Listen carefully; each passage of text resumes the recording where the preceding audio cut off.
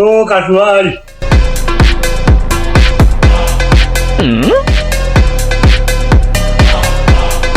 কিরে কি খবর? তুই কেন এই জায়গা?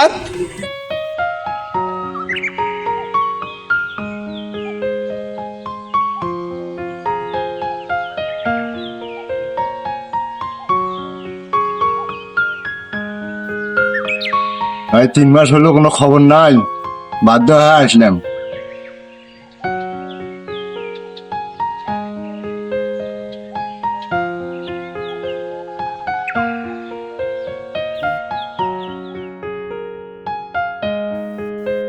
তোদের জ্বালা আর পাতিছি না রে।